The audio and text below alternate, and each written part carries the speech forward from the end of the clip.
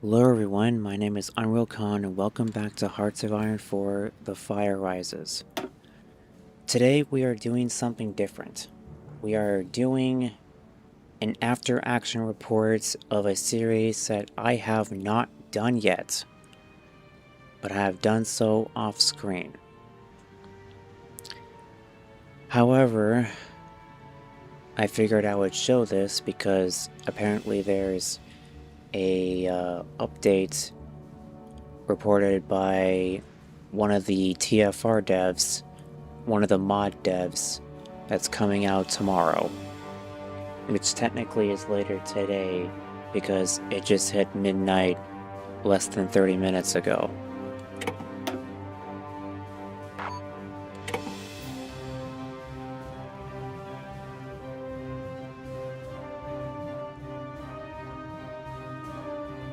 There are people in Russia that have said things that modern day people would call bizarre.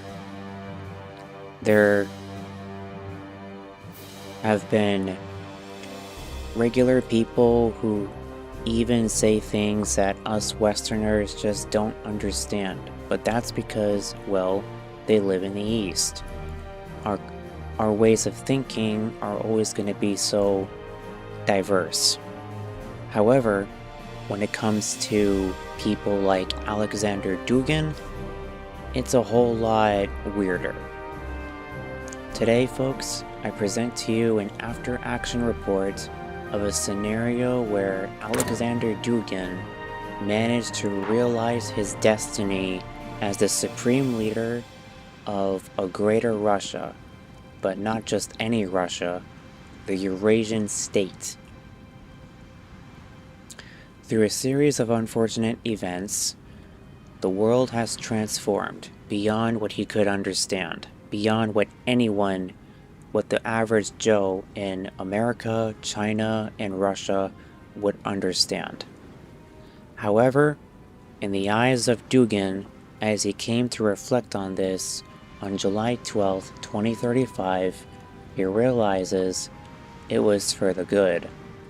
This was divine purpose by God himself to stamp out Atlanticist traitors, Atlanticists who have betrayed Christendom in the name of godless capitalism and the greed of money and the stripping of fear for God with the love for money, the love for equality, among many other things that he viewed as dangerous.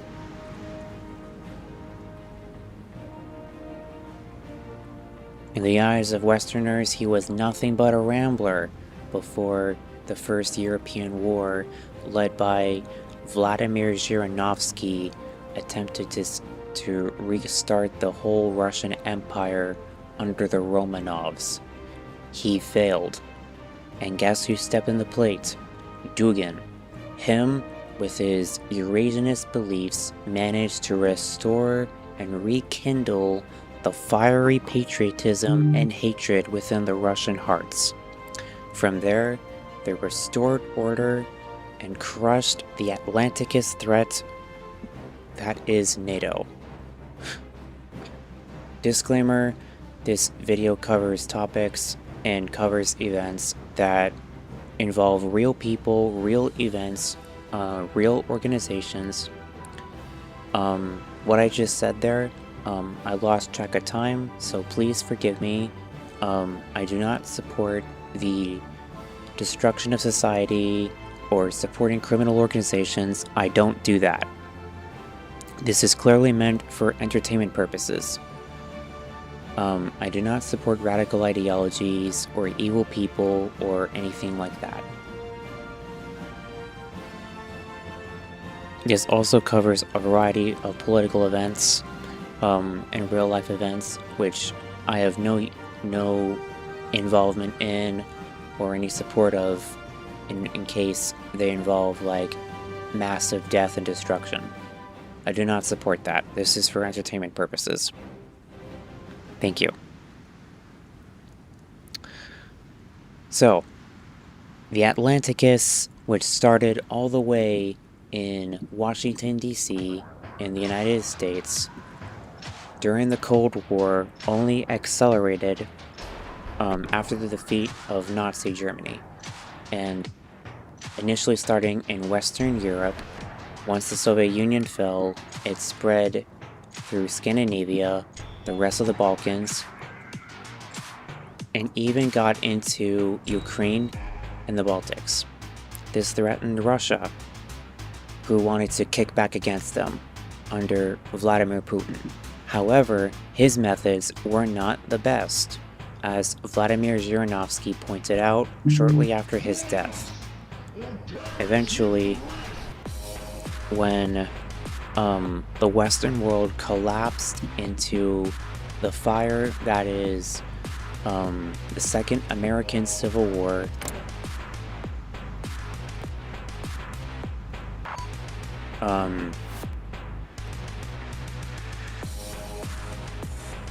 Russia saw her chance. However, it would not be under Putin or the United Russia, but rather the LDPR, or Liberal Democratic Party, under Vladimir Zhirinovsky. Initially starting as a hawkish nationalist party, it slowly revealed its true colors as an imperial restorationist front aimed at restoring the Romanov dynasty and the empire itself.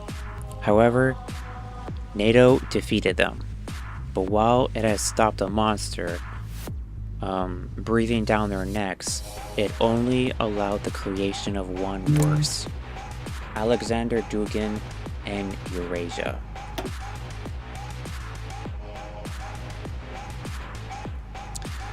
Through his careful planning and policies, he made it so that only Eurasian identities would be implemented across it. Dugin foresaw the coming of the rise of demonic popularity and worship of anti-Christian and anti-Christ-like beliefs across Atlanticist-controlled Europe.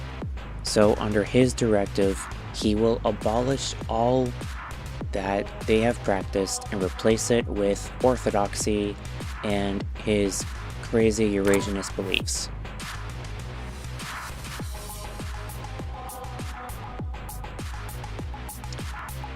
Neo-Eurasianism, as is explained here, is an ideology born from post-Soviet political thought. Its tenets are to place themselves against the global Eurocentric liberalism, dubbed by them as Atlanticism, in its attempts to establish hegemony of rimland over heartland people.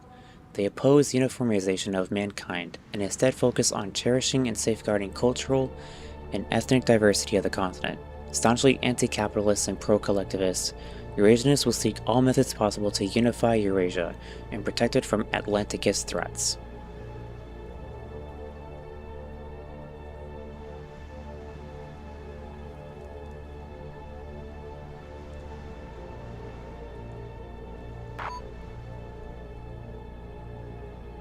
Through the Marshal Valery Gerasimov, he managed to liberate all of Europe. But not only that, when NATO first won, they liberated they attempted to liberate Israel from Palestine during the conflict between the two nations. However, when Eurasia interfered in the conflict, surprisingly, Palestine immediately joined the side, including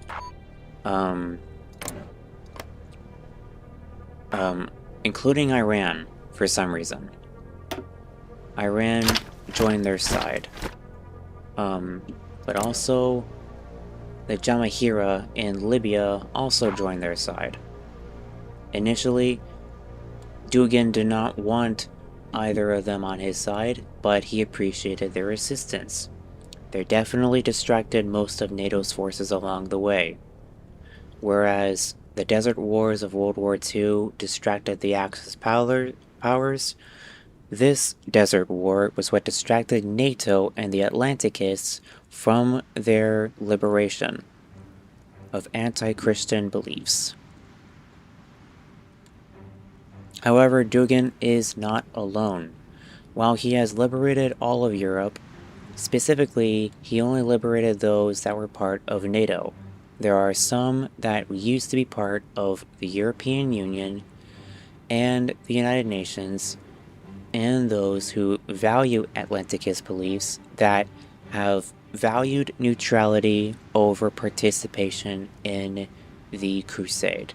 They are Switzerland, which Dugin has surrounded with troops to remind them of their loneliness and to dare them not to test them. Switzerland stands alone, or so they thought. They also stand with Ireland, led by Michael Higgins. These two nations are the only ones in Europe that have not been touched by the First and Second European Wars. However, if there is anything that has touched them, it is a lot of refugees using either of those two nations as a way to either hide their assets, hide their families, or evacuate to the last bastion of freedom and democracy in America. Following the collapse of the United States of America in the Second American Civil War, despite Biden winning, the Trump-led coalition of the Constitutionalists managed to reunify the nation and destroy both them, the National Front, and the American People's Liberation Army. They are now led by Vivek Ramaswamy, who attempts to keep the populace in check.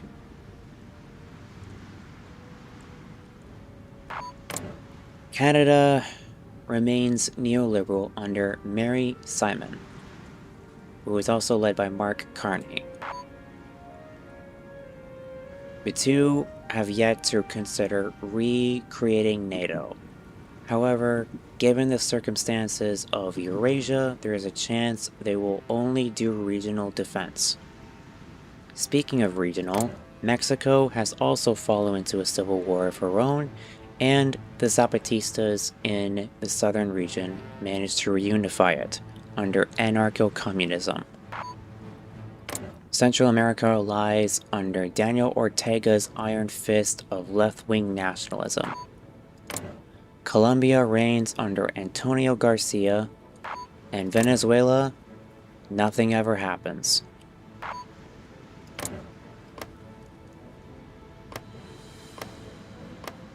Pretty much nothing has ever happened in South America. As for Africa, the communists in the Congo managed to overthrow all reactionaries, and they are staying neutral. East African Federation fought against the Nile River Coalition. However, the conflict ended in a draw, despite Somali from overthrowing the terrorist-led organization and Ethiopia overthrowing the Nile Red Tigray Defense Forces. South Africa has fallen under Julius Malema's iron fist, who is now part of the Pan-African Union with Mozambique and Zimbabwe.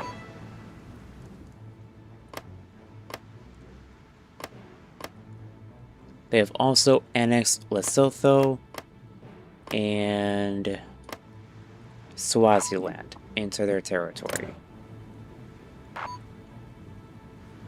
Sahel won against Nikomog, or you know what I'm trying to say, the pro-Western faction. What's also important to note is that Saudi Arabia is under a reconstruction government under Semyon Nalivkin, because when the Saudi Arabian Civil War happened, the Arabian Republic came out on top. They, along with Israel, joined NATO during the Second European War. and despite the vast numbers, Russia managed to defeat them and overthrow them.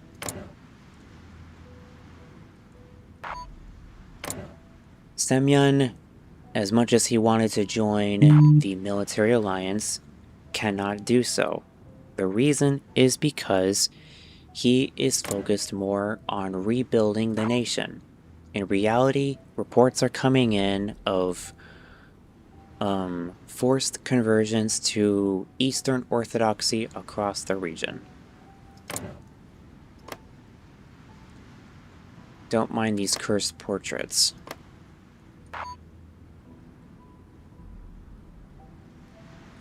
Afghanistan has remained largely intact following the chaotic 2020s and the 2030s. Though they have been given influence by China, who has defeated both, who has lost to Taiwan in the Taiwan War, however, has defeated the PDTO after undergoing extensive reforms to better fit the world in a post-America society. They are led by the reformists, and they follow a centrist model.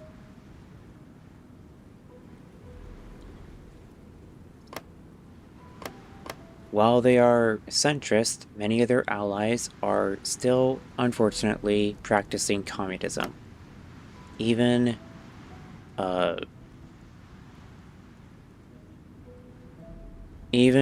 North Korea remains firmly stand under Kim Jong-un, who also rules over South Korea.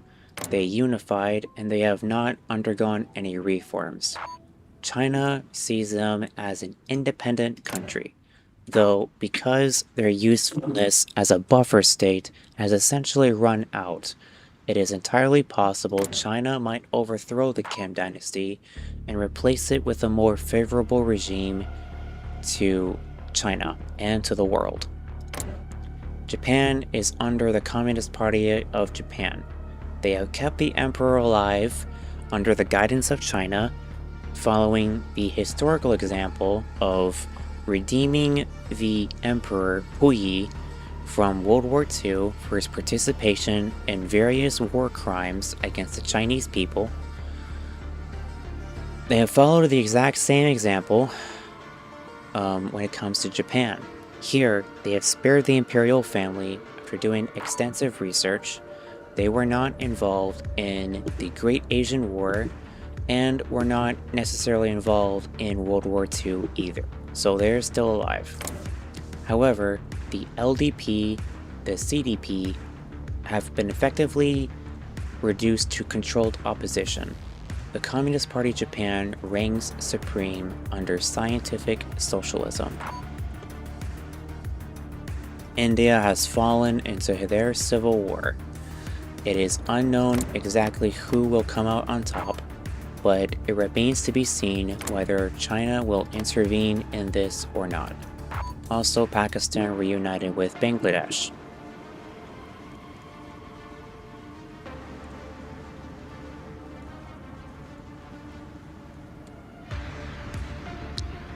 Given this, it is entirely possible that around this time and age, when the nukes were deployed across both Europe and China, that the world would be undergoing a small nuclear winter.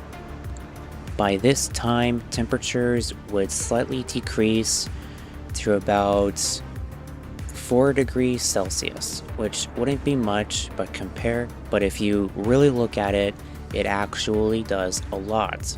But then again, the world is technically undergoing global warming, so the extensive use of it have temporarily set back any uses of the harmful CO2 emissions being put into the atmosphere.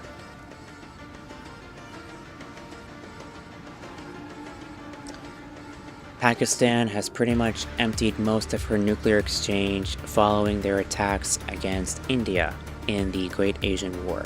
However, they still remain a nuclear threat. They still remain a nuclear powerhouse. Once part of the East Asian Defense Initiative, they are now neutral. They are intent on becoming an independent Islamic Republic in Asia, and not bound to Chinese imperialism, quote unquote. It is also entirely possible that in this scenario, America would want to try and fortify Canada. Instead of turning it into a 51st state, they would try to turn them into a fortress to turn against Eurasia.